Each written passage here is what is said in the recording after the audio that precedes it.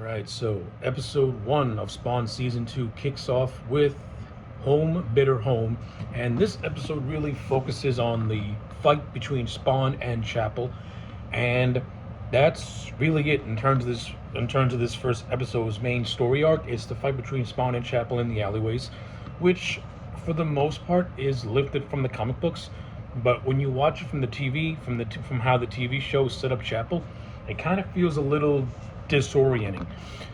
So in season 1, when they established Chapel, they established him of having PTSD and having some form of regret over killing and betraying Al. But when you get to this episode and when they confront each other, Chapel's character seems to really change, and he goes from having PTSD about killing Al to wanting and enjoying and pretty much nearly volunteering to wanting to kill Al, almost as if he has no remorse. Now, the episode didn't really do a good job at exactly why this change in his personality and character was there.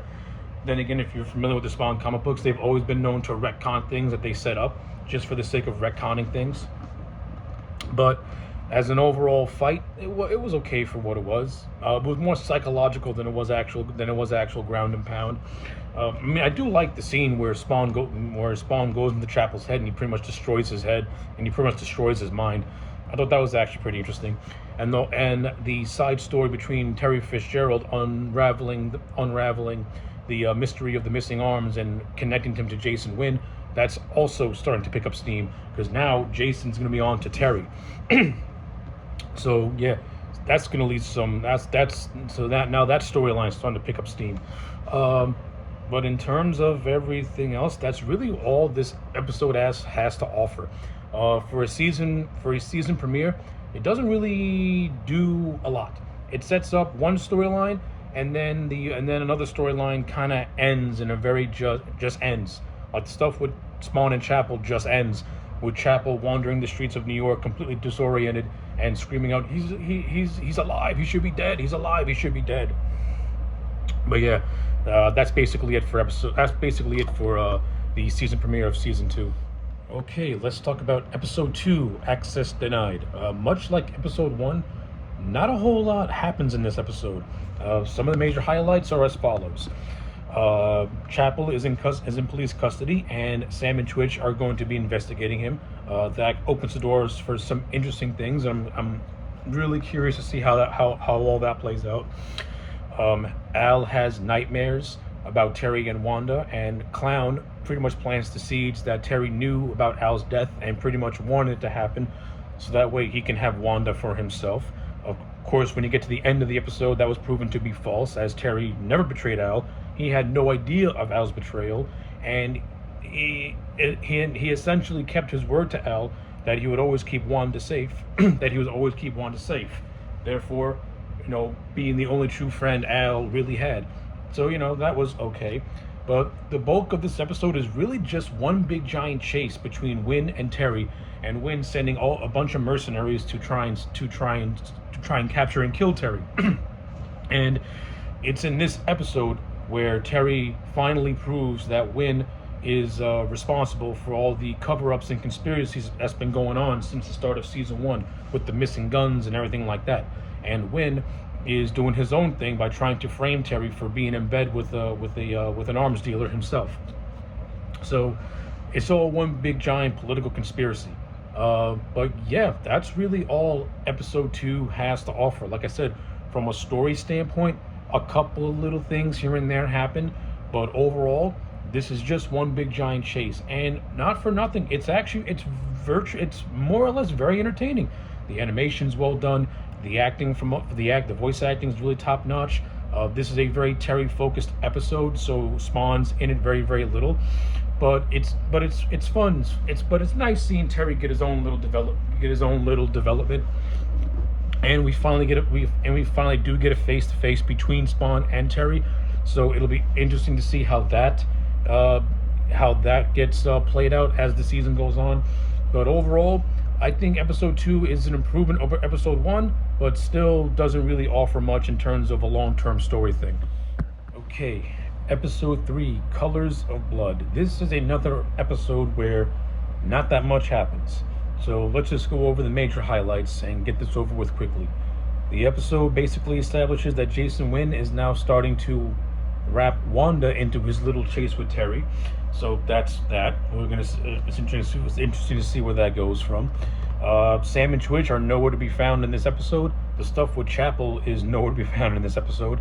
This episode really focuses on this gang infiltrating the alleys and selling drugs to the homeless by use of Bibles and pretty much pretending to be street preachers. At first, Spawn is reluctant to stop these people, but after enough killings has happened, Spawn intervenes, and these swindlers end up being eradicated. Yeah, that's basically all this episode has to offer. If you watch it as just a standalone episode, it's not that bad. It's interesting. It's one of those morality stories that the Spawn comics were known for, in which when it's not connected to an overall arcing story and it's just looked as just a singular thing, it's decent. And that's what this episode is. I think this episode is decent. It's a calm down episode after the first two, which did what they needed to do. This is more or less a bridge episode until you get to the last three episodes, and that's basically all this thing was to offer. It's just a side story of Spawn protecting the alleys with little progression in terms of the overall story, in which Jason is still on his hunt for Terry, and now he's starting to rope Wanda into this thing. So yeah, that's basically it. All right, episode 4, send in the clowns. Subtle. All right, so this episode is basically revolves around this random cab driver who's killing off black people in the name of Malbogia.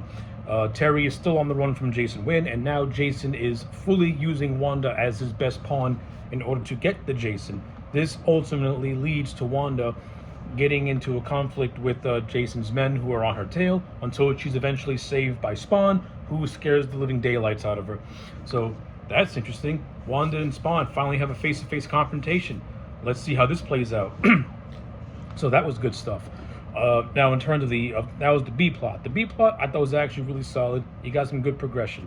Now, in terms of the A plot with the racist taxi driver, it's interesting. This story is kind of similar to that of episode 3, where it more or less is like one of those plays as a standalone morality tale.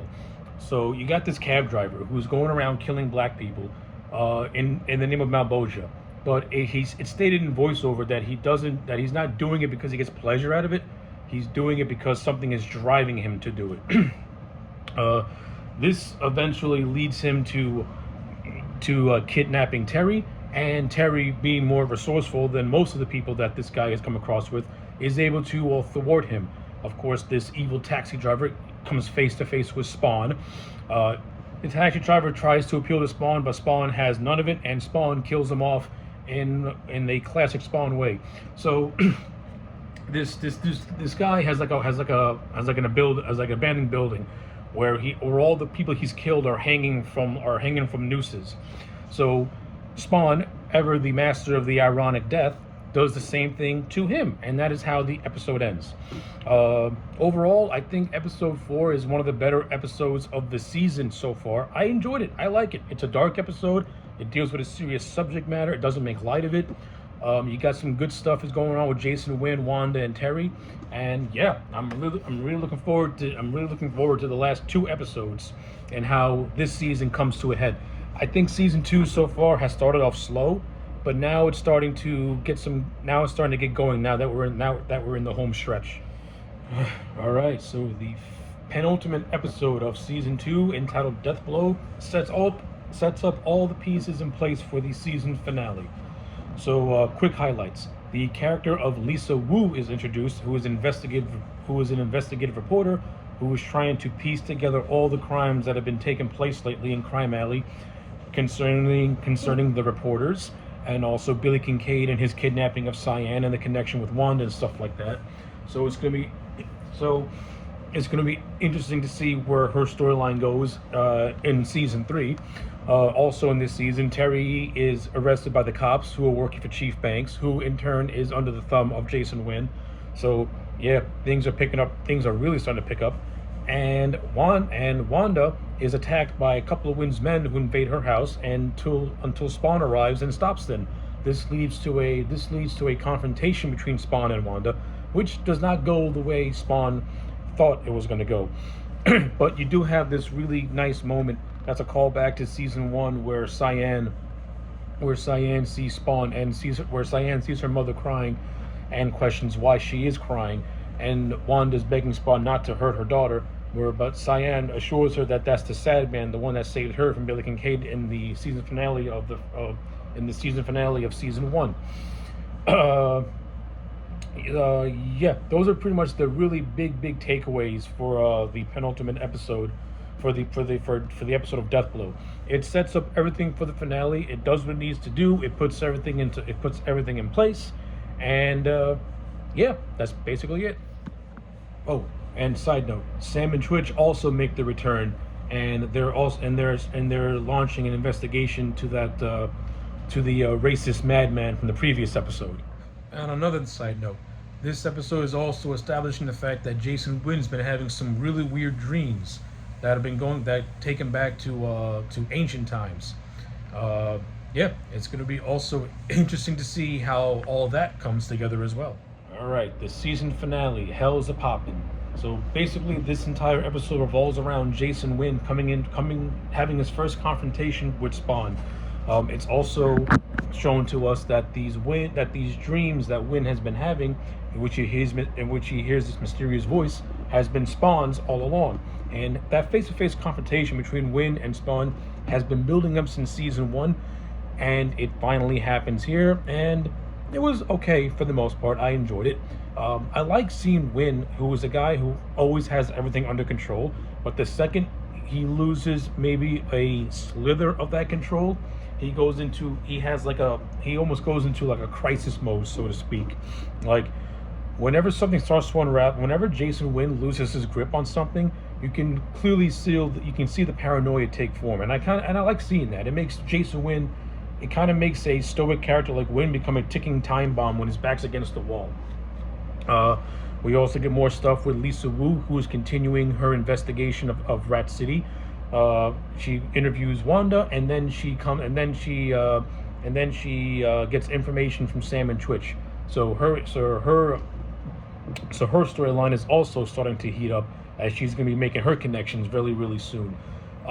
In terms of how Terry's story is wrapped up, so basically, Wynn and Spawn have one more confrontation at the end, in which Spawn threatens Wynn to leave Terry and Wanda alone. This causes Wynn to call Chief Banks, who ends up releasing Terry from jail, and Terry calls Wanda to end the episode to get himself back home.